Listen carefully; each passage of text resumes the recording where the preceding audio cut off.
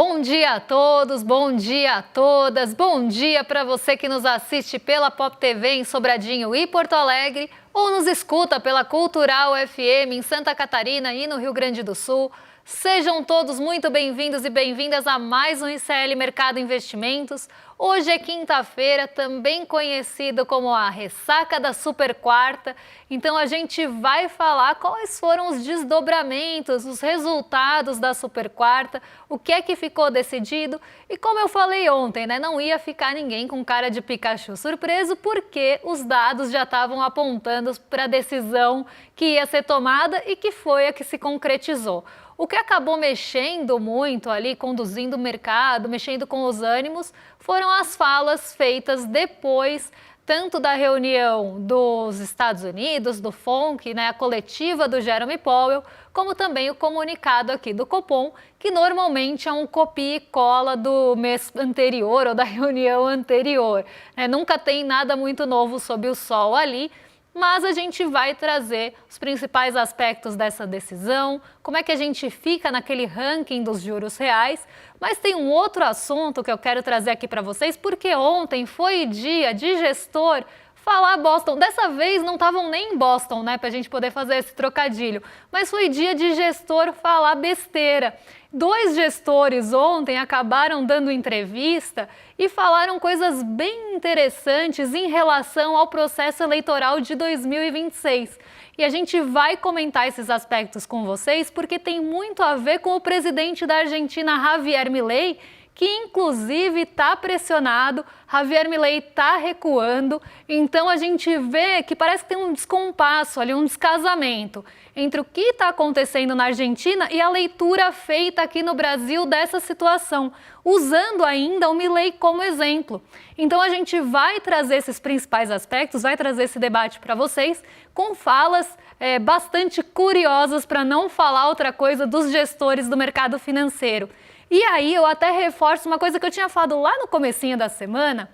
Para quem não lembra, no começo da semana eu estava falando do câmbio ter mudado ali de direção na sexta-feira e na verdade a comemoração do mercado financeiro em relação ao processo eleitoral de 2026 parecer estar um pouco mais definido em relação à concorrência ou à candidatura do Tarcísio para a presidência. Então eu falei desses aspectos e eu até tinha comentado que vinham fazendo esse paralelo entre o Tarcísio e o Javier Milei. E aí muita gente achou que eu estava falando besteira, que isso era uma análise rasa. E aí, acho que Deus às vezes gosta do proletariado. Ontem, 2 gestores falaram isso, para vocês verem que eu não estava tirando nada de nenhum lugar, não estava aí tirando as coisas ou trazendo coisas arbitrárias para vocês. Essa leitura existe, ela não é de hoje. Essa tentativa de pintar o Tarcísio, como foi pintado ali o Javier Milei na Argentina e até em noticiários brasileiros e globais, isso existe sim. E hoje eu vou trazer todas essas comparações e esses paralelos com falas que vocês vão tirar suas próprias conclusões. Mas antes de tudo isso, vamos dar uma passada rápida na nossa agenda para saber o que sai hoje, o que já saiu, o que a gente tem de notícia, fala e indicador na quinta-feira. Então vamos lá, porque a presidente do Banco Central Europeu, a Christine Lagarde, já falou em um encontro de liderança global para as mulheres às 4h10 na França. Às 5h da manhã no Reino Unido, foi a vez do Luiz de Guindos participar ali de uma discussão sobre perspectivas de crescimento e inflação na zona do euro.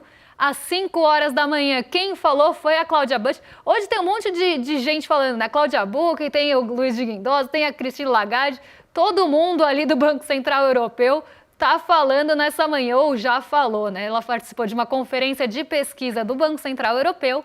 E às 8h da manhã no Reino Unido foi decisão de política monetária. Foi a vez do Reino Unido de divulgar os juros lá no Reino Unido. O Banco da Inglaterra, ou o Banco Central de lá, já divulgou a decisão de política monetária. Aqui às 8h no Brasil saiu o ICOMEX de agosto da FGV E às 9h30, nos Estados Unidos, saíram aqueles dados de pedidos de auxílio-desemprego da semana até dia 13 de setembro, que é aquele dado semanal que acaba trazendo um pouco de reforço do que esperar do payroll, né? Então, como o payroll só sai uma vez por mês e traz ali os principais aspectos do mercado de trabalho, e o mercado de trabalho tem sido acompanhado muito de perto lá nos Estados Unidos, agora esses pedidos de auxílio-desemprego semanais começaram a ganhar um pouco mais de relevância desde que a gente teve uma surpresa no payroll. Teve um mês que o payroll surpreendeu muito as projeções e a partir daí, para não errar tanto, o mercado passou a acompanhar um pouco mais de perto. Mas vamos para o próximo quadro, porque ainda tem coisa aqui na nossa agenda. Às 10 horas da manhã saiu a sondagem industrial aqui no Brasil e também teve decisão de política monetária na África do Sul às 10. Às 11h52, daqui a pouquinho, quem fala é a gerente do FMI, a Kristalina Georgieva, né? Tem nomes que às vezes pegam a gente, e ela também fala.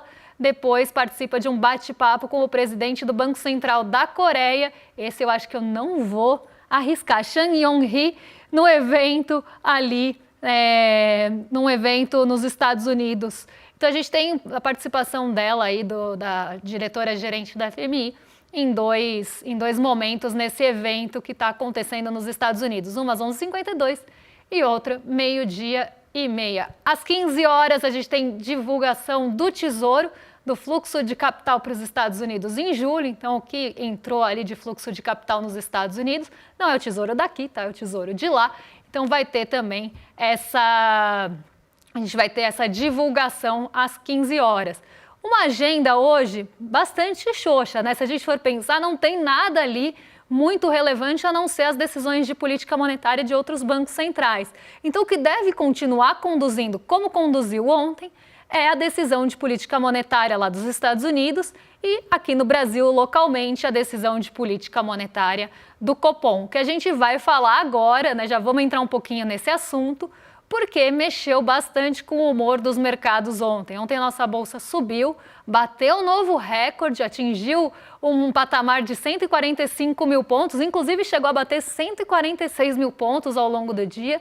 Esse nível não foi sustentado, mas a gente chegou a alcançar, não teve fôlego para manter, mas ainda assim fechamos num patamar recorde de 145 mil pontos depois da decisão de corte de juros lá nos Estados Unidos, que eu vou detalhar daqui a pouquinho para vocês. Mas já é interessante vocês saberem que teve sim o corte esperado de 0,25 ponto percentual, e é uma coisa bem interessante. Quem lembra, né, eu já contei aqui que quando a Adriana Kugler pediu demissão do Banco Central dos Estados Unidos, o Donald Trump comemorou bastante a decisão da Adriana Kugler. Ele colocou outro dirigente no lugar já indicado por ele. E, pasmem vocês ou não, esse dirigente foi o único que votou num corte maior de 0,5 ponto percentual. Os outros não teve unanimidade, a gente teve a maioria votando por um corte de 0,25, mas o indicado por Donald Trump votou num corte ainda maior. E aí a gente começa a entender por que é que ele queria tirar a Lisa Cook também. Né? Se ele tira mais uma dirigente que bate de frente com ele, que tem algum tipo de embate com o posicionamento dele, ele indica outro votante que vai seguir o que ele quer, que vai se submeter às vontades de Donald Trump. E isso ficou aparente ontem. Então é importante a gente entender, né, que não teve essa unanimidade, mas a maioria votou pelo corte de 0,25, então deu ali a probabilidade, né? Quem esperava que ia ser cortado 0,25 mesmo, que era a maioria, era 94% ali das expectativas já apontavam para essa direção, isso realmente aconteceu. Aqueles 6% que contavam com ou esperavam, né, um corte um pouquinho maior, ainda estavam na minoria, mas estavam já olhando para esse possível movimento vindo desse indicado por Donald Trump. Mas a probabilidade acabou se confirmando, não pegou ninguém de surpresa, mas o que também mexeu bastante com os ânimos do mercado, e até por isso a gente teve essa alta aqui na nossa bolsa no dia de ontem, né, uma alta de 1,06%, justamente desse otimismo maior com o corte de juros nos Estados Unidos. Se você tem uma taxa de juros lá que acaba ficando num patamar menor, vai sair recurso das treasuries, né, dos títulos de dívida dos Estados Unidos, para buscar ganho em outros locais. E os mercados emergentes normalmente são destino desse recurso, o Brasil incluído nisso. Então entra dinheiro aqui para ganhar com a nossa bolsa. Ontem foi um dia de alta praticamente generalizada. A gente teve alta no setor financeiro, a gente teve alta nos setores mais sensíveis a juros, como o mercado, o varejo, a construção civil, e também ali um dia positivo, de certa forma, para commodities, mesmo com a queda do petróleo. Então a Petrobras teve alta mesmo com o petróleo em queda, justamente por esse movimento mais de otimismo generalizado mesmo. Então entrou dinheiro aqui para buscar essas barganhas na nossa renda variável. E a gente não pode esquecer também que entra dinheiro aqui para especular com a nossa taxa de juros na nossa renda fixa. Mesmo com essa entrada de fluxo de recursos, o dólar subiu um pouquinho, subiu 0,16, chegou a cair durante boa parte do dia, mas perdeu o fôlego ali na reta final depois do pronunciamento do Jerome Powell, porque ele não cravou que vai ter outra queda logo em seguida, que isso já está determinado. Ele falou aquele papo de sempre, né? Ele falou que vai olhar, os dados vão ser olhados, que o Fed vai acompanhar os indicadores econômicos de perto, mas sugeriu que possa sim acontecer outros cortes. Então outros cortes podem vir, mas ele não determinou isso naquele momento. E aí isso acabou tirando um pouquinho do fôlego do mercado, inclusive lá em Nova York, que os índices caíram. As pessoas estavam esperando que ele já ia falar sobre próximos cortes ou já ia determinar, sinalizar com mais certeza. E ele não fez, ele falou que isso está em aberto, que está sendo estudado, mas que a gente ainda deve ter 2 cortes, muito provavelmente, mas não quis ali confirmar a certeza do mercado. Então isso começa até a trazer essa dúvida, essa incerteza em relação aos cortes lá nos Estados Unidos. E aí tira um pouquinho do fôlego que estava mais esperando, né? O mercado já estava mais posicionado e esperando que isso poderia ter sido confirmado com uma certeza maior, o que não aconteceu. Mesmo assim, dia positivo aqui no Ibovespa, alta e recorde alcançado na quinta-feira, no dia 17 de setembro. Agora eu vou já entrar nesse assunto dos juros, já que a gente estava falando disso, vamos ver como é que ficaram os juros reais, como é que ficam as decisões de política monetária aqui nos Estados Unidos, depois desse corte de juros por lá e manutenção aqui. A manutenção aqui também já era bem esperada. A unanimidade, não tinha ninguém esperando diferente, pelo menos nas pesquisas de mercado financeiro, até porque o Galípolo já tinha sinalizado que não via cortes tão cedo na nossa taxa de juros e a gente tem esse patamar mantido em 15% ao ano. E aí o Copom ainda falou em cenário de elevada incerteza, justamente aqui naquele copia e cola dos meses passados. Eu acho esse comunicado muito interessante porque normalmente ele não traz nada de novo, às vezes ele coloca um aspecto ou outro ali como novidade, mas é quase um repeteco das reuniões anteriores. E aí eles destacaram o blá blá blá de sempre, expectativas desancoradas da inflação, e isso, né, reforça a necessidade de política monetária contracionista prolongada. Traduzindo aqui para vocês, o que é expectativa desancorada da inflação e política monetária contracionista por um período elevado, prolongado, né, que está ali. A expectativa desancorada é quando as pessoas não acreditam, elas não têm uma expectativa na inflação que ela realmente vai acontecer. Então você tem uma expectativa que desancora da inflação. Você acha que a inflação vai ficar, por exemplo, maior do que os patamares que estão sendo colocados. Você não acredita que aquela política monetária vai levar a inflação para o lugar que deveria. Isso que é praticamente aqui, eu estou sendo muito simplista, mas uma expectativa de inflação desancorada, porque ela realmente não se ancora em nada, ela fica ali flutuando e pode ser que aconteça outra coisa. Isso aparece em todos os comunicados, tá? É quase uma justificativa que aparece recorrentemente como uma justificativa coringa. Você não tem muito ali o que pôr, você coloca que as expectativas estão desancoradas. Outra coisa o período, política monetária contracionista por um período prolongado. Contracionista é porque quer contrair a atividade econômica, quer enxugar a atividade econômica, quer sufocar a atividade econômica. Então, vai ter essa taxa de juros mais alta por mais tempo. É isso que estão falando. E isso é contracionista porque tira ali, contrai, né? Você não está estimulando a economia por meio de juros, você está fazendo justamente o contrário, você está tentando desestimular. E a gente já sabe que isso já está trazendo resultado em várias pesquisas, em vários setores, já está mostrando fraqueza de demanda, mas mesmo assim eles acham que não é suficiente. Tem que botar mais o pé no freio e o Copom está ali brincando de Deus com a taxa de juros e a gente que está aqui pagando dízimo e quem recebe a gente sabe que é rentista. Mas vamos lá, vamos botar ali as taxas de juros para entender como é que ficam depois da decisão, depois da reunião, essas taxas de juros no Brasil e nos Estados Unidos. Então, lá no dia 13 de dezembro de 2023, lá no passado, a gente estava com uma taxa de juros em 11,75. Ela chega a cair ali para patamares próximos a 10, ali, né, entre 11% e 10%, e depois ela vem subindo. Desde julho de 2024, ela vem subindo aqui de forma contínua até chegar em 15%, o patamar que foi mantido. Eu gosto de chamar atenção para uma coisa aqui, tá? Na reunião no dia 8 de maio, a gente teve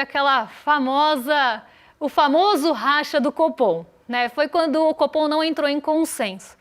Parte dos votantes acabaram tendo uma medida que ia contra ali a maioria, né? Quem decidiu nessa situação foi o Roberto Campos Neto, que era então presidente do Banco Central, mas parte divergiu desse posicionamento mais duro ali do Banco Central e parte apoiou. Quem estava desse lado que foi um pouco mais brando na decisão de política ou no voto para a política monetária? O Galípolo. Só que o Galípolo ele era o próximo indicado ou o mais possível indicado, que foi o que aconteceu mesmo, naquela ocasião.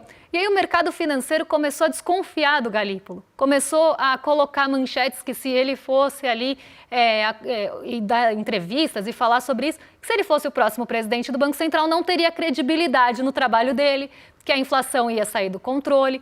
E a partir daí a gente vê o Galípolo tentando mostrar serviço e acenando para o mercado financeiro. É muito interessante essa data, porque ela mostra justamente quase um divisor de águas ali. A partir desse momento, o Galípolo começa a tomar medidas que acenam para o mercado financeiro, que acabam agradando o mercado financeiro. E é nessa tentativa, inclusive, de aceno e de mostrar um serviço, de falar, não, eu vou conseguir levar a inflação, custa o que custar, eu vou levar a inflação para a meta, eu vou subir a taxa de juros se isso for possível, até para Galípolo tentar mostrar uma independência do governo federal que ele foi indicado. Então ele foi um indicado de Lula e ele quer mostrar que ele é independente do que o Lula critica, por exemplo, dos juros. E isso é um claro aceno para o mercado financeiro. Ele está mostrando que ele está ali para fazer a inflação ir para o patamar e agradar o mercado financeiro.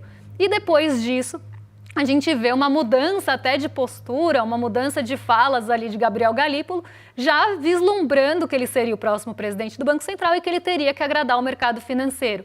E aí a gente vê essas medidas sendo tomadas, essas falas em relação à atividade econômica, à inflação de serviços, o mercado de trabalho resiliente, as expectativas desancoradas, tudo isso ele está falando na língua do mercado financeiro para agradar o mercado financeiro. E aí a gente vê essa taxa de juros em 15% e sou muito crítica a isso. Acho que é um aceno claro, ele está trabalhando ali, acenando para o mercado financeiro, inclusive, há bastante tempo. Eu já tinha zero expectativa que mudaria alguma coisa com a mudança do presidente do Banco Central e isso vem se confirmando com essa taxa de juros mantida em 15% e com essa fala de política contracionista por um período mais prolongado. Será que a gente precisa de política contracionista mais ainda, por mais períodos? Para quê? Para desaquecer ainda mais a economia?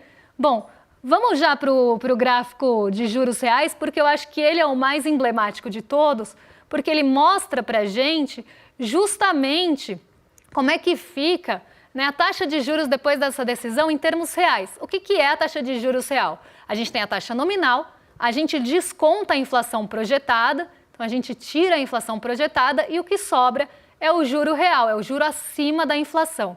E olha que interessante, a Turquia ela tem uma taxa de juros de 40,5% ao ano, nominal. A expectativa de inflação lá é 25,7%. 0,7, aqui no caso. Quanto que sobra de juros real na Turquia, que é o primeiro lugar? 12,34% de juros reais. O Brasil é o segundo colocado, como eu já tinha dito para vocês, a gente ia brigar por esse lugar, ia continuar no segundo lugar, 15% de taxa de juros nominal. A gente tira a inflação projetada, que aqui é de quanto? 5%. Veja que a da Turquia é 25%. Aqui é 5%. E quanto sobra de juros reais? Por isso que a gente fala em juros reais mesmo, para poder comparar quanto que a gente tem de taxa de juros acima da inflação. 9,51%. A Rússia, que é o terceiro lugar, tem uma taxa de juros nominal de 17%. A inflação lá projetada é muito maior que a nossa, né? É de 11,65%. E os juros reais lá está em 4,79%. Então notem que do segundo para o terceiro lugar dos juros reais tem uma diferença bem interessante aqui, bem grande. Então a gente não só está acima da Rússia, que tem uma série de sanções, que tem uma série de embargos ali por conta da guerra, mas também a gente tem uma taxa de juros real muito acima da Rússia. E a nossa inflação projetada é menor que a da Rússia. A gente poderia pegar o México aqui de exemplo, que é um exemplo mais parecido com o do Brasil. A taxa nominal lá é 7,75%. A inflação projetada está em 3,84% e a taxa de juros real lá é 3,77%. Quase aí 3 vezes menor do que a nossa, 2,5 vezes menor do que a nossa. Então é o que eu sempre falo, que risco fiscal, que risco país é esse que o mercado tanto vê e que agora o Copom abraça, justifica a gente ter uma taxa de juros real em 9,51 no segundo lugar, contra a Rússia que está em 4,79 no terceiro lugar, com uma inflação projetada que é o dobro da nossa. É esse tipo de coisa que a gente precisa questionar para entender esse escárnio que é a taxa de juros do Brasil de 15% e taxa real de 9,51%. A Argentina, por exemplo, tem uma taxa nominal de 29%, a inflação projetada lá é 24% e a taxa de juros real é 3,54% e as pessoas estão aceitando. Por que é que a gente precisa de uma taxa de juros real em 9,51% para ser um patamar aceitável para levar a inflação para a meta? Será que a gente não está tentando contrair demais e estrangular demais a nossa atividade econômica? Será que precisa de tudo isso? A quem interessa manter essa taxa de juros real em 15%? Quem ganha com isso? Quem perde com isso? É importante a gente fazer esse tipo de questionamento, porque aí a gente começa a entender que essa taxa de juros serve para quem empresta dinheiro a 15% e ganha com isso, mas acaba não só estrangulando a atividade econômica, mas dificultando o crédito lá no fim das contas, deixando o crédito muito caro para as pessoas. O crédito no Brasil já é caro por concentração bancária e por natureza. Com uma taxa básica de 15%, ele fica muito mais inacessível. Então, quem que ganha com essa taxa de juros reais? E por que a gente precisa de um patamar tão restritivo nesse nível? Que risco fiscal e risco país é esse para justificar 15% e 9,51% de juros reais? É essa reflexão que eu queria trazer para vocês. Mas eu quero passar pelos 3 assuntos hoje, porque o terceiro assunto ele é muito importante também. Ontem, vários gestores falaram sobre o Brasil aqui, né? Inclusive, em um dia, meu computador desligou, gente. Toda vez é alguma coisa. Eu estava com as manchetes prontas aqui, mas já vamos passar para a primeira manchete, porque aí a gente consegue ver, né, essa construção ao longo do tempo em relação ao Javier Milei e essa comparação que tem sido feita em relação ao Brasil. Então a gente vai traçar uma linha do tempo aqui de manchetes para vocês entenderem o que eu estou falando. PIB da Argentina recua no segundo trimestre e eleva a pressão sobre o Milei. O Milei está tendo uma série de medidas lá na Argentina que não só estão aumentando a desigualdade, levando os argentinos para a pobreza, mas que tinha sido, né, por muito tempo, muito comemorada e usada de exemplo. Então a gente via ali uma exaltação do Javier Milei, principalmente aqui no Brasil, em relação às medidas fiscais, aos cortes que ele tem feito, né, as medidas ali mais contracionistas também que ele tem feito na Argentina. Só que isso, tudo bem, eu sempre falo, se você tem um paciente, ele está lá doente, você dá um remédio para ele que mata ele não vai mais ter febre. Então o termômetro ali da inflação vai cair. Se você tem um paciente com dor de cabeça, você corta a cabeça dele, ele não tem mais cabeça, ele também não tem mais dor de cabeça. E é mais ou menos isso que veio acontecendo na Argentina. Ele cortou a cabeça, matou o paciente, a demanda lá sumiu, a gente não tem uma atividade econômica que consegue ter sustentabilidade, e aí a demanda vai para o ralo. E aí a inflação cai porque não tem demanda. E isso já vem aparecendo nos números da Argentina por muito tempo, né? Todo aquele contracionismo, até o déficit, né? A diminuição do déficit, dos gastos lá foi comemorada, toda a questão fiscal comemorada, só que isso está levando a Argentina também para o ralo, está levando as pessoas para a pobreza. A gente tem uma série de indicadores ruins na Argentina em decorrência disso, e não está conseguindo se sustentar. E aí sim a gente tem a notícia aqui do Valor falando que o PIB da Argentina já caiu no segundo trimestre e que vem enfrentando dificuldades daqui para frente e elevando a pressão sobre o Milei. Aí a gente passa para a nossa próxima notícia para pegar esse fio condutor, que é justamente a derrota do Milei na principal província da Argentina e como isso está afetando a economia e complicando a governabilidade dele, porque diante de todas essas medidas que ele tomou, ele está levando não só os argentinos para a pobreza, como eu falei, mas também tendo problemas ali com a engrenagem da economia. Então a gente tem uma questão muito séria lá na Argentina, os aposentados sendo deixados de lado, os trabalhadores ali também, né, com o desemprego lá está maior, a gente tem mais pessoas subutilizadas, a subocupação, né, então a pessoa sendo subutilizada ali no seu emprego também está acontecendo, muita gente na informalidade. Então tudo isso são consequências dessas medidas, desses cortes tão comemorados aqui no Brasil. Mas vamos seguir, porque a próxima notícia também tem tudo a ver com isso e ajuda a explicar. Então já vamos colocar aqui a próxima, que é justamente já aqui no Brasil comemorando o Javier Milei. Então Milei derruba a inflação na Argentina e aqui já começam as comparações. E Brasil brinca com fogo, diz quem? Armínio Fraga. Armínio Fraga é que nem Roberto Carlos e Mariah Carey. Ele fica congelado por um tempão, ninguém lembra dele. Aí chega um dado momento, perto do cenário eleitoral, você precisa de uma pessoa mais liberal ali para falar contra salário mínimo, para falar contra aposentadoria e esse tipo de besteira, aí descongelam o Armínio Fraga, lembram dele e começam a entrevistar de novo. Isso acontece com ele e acontece com outras pessoas também que passaram pelo nosso Banco Central. E aí, abre aspas, Armínio Fraga disse: o que Milei fez foi muito impressionante, porque ele fez o ajuste de fato. Não é que prometeu um pequeno ajuste para daqui a 4 anos. Ele foi lá e fez. Fez tanto que está levando a economia da Argentina para o ralo, afirmou Armínio Fraga. Apesar disso, destacou as fragilidades da estratégia. Em alguns aspectos é bem fundamentada, mas em outros é meio tosca. Eu acho meio tosca em todos os aspectos, mas Armínio Fraga acha que é só meio tosca. Essa medida comemorada, né, esses ajustes, essas reformas, é aquela coisa que a gente sempre fala da tal fada da confiança. Você vai fazer todas as reformas necessárias para um país, a fada da confiança vai vir como uma entidade dos céus, vai fazer ali a sua mágica e a economia magicamente vai para frente. A gente sabe que isso não acontece. Você pode fazer reforma, que a gente tem mais irmãos à obra do que fada da confiança. É sempre uma necessidade de reforma nova para que você consiga atingir esse tal patamar que nunca vai ser atingido. Então sempre tem uma coisa nova para fazer, sempre tem um amianto que acha, um fio ali que está mal encapado, enfim, alguma coisa que tem que fazer uma nova reforma, porque a anterior não foi suficiente. E aí nunca é suficiente, a fada nunca chega. Mas existe esse mito que se você fizer reformas, e Armínio Fraga está falando isso, se você fizer reformas você vai conseguir atingir ali uma melhor estabilidade econômica. Só que isso não se revela verdadeiro nunca.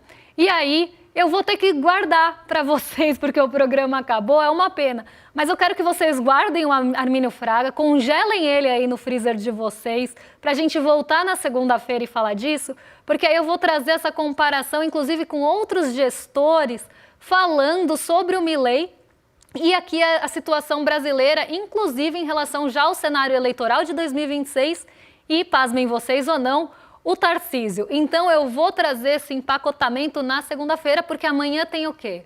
Amanhã tem Despertar 2025. E se você ainda não garantiu o seu ingresso, você pode entrar aqui em despertar2025.com.br para correr e garantir os ingressos, porque eles já estão aí acabando, afinal é amanhã. Você não vai querer ficar de fora dessa. Então, despertar2025.com.br ou o QR Code aqui que está do lado, é só apontar a câmera. E aí a gente se vê amanhã no Despertar. Amanhã a gente tem um programa especial aqui mas a gente vai estar no Despertar junto, porque eu já vou estar lá desde cedinho. Então a gente vai ter programa especial e na segunda eu conto o desenrolar dessa fofoca e dessa treta para vocês.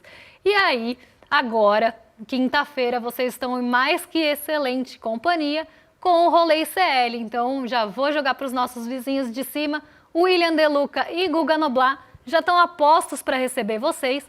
E a gente volta na segunda, amanhã a gente está aqui, mas com um programa especial. E na segunda a gente volta para contar todo esse fio, ou terminar esse fio do Milei. Um beijão e até lá!